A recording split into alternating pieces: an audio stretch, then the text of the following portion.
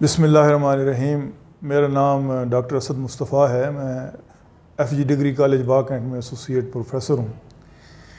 और मेरी वाइफ जो है वो पिछले 20 साल से बीमार थी और 3-4 साल से तो ख़ास तौर पर उन्हें जो है वो छियाटिका का मर्ज़ था।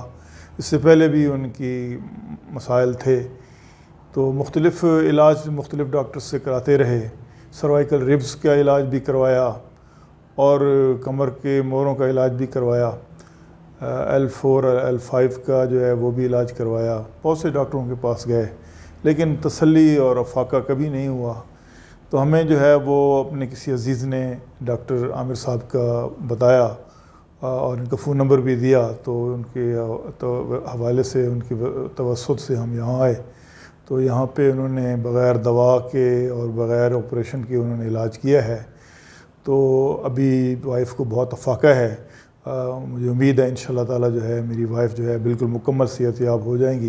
इन्होंने कुछ एहतियाती तदाबीर बताए हैं, वो भी हम इंशाअल्लाह ताला करेंगे और मैं इनका शुक्रगुज़ार हूँ कि उन्होंने बड़े ही बेहतरीन अंदाज़ में और पुरखलूस अंदाज़ में हमारा इलाज किया है। बहुत शुक्रिया।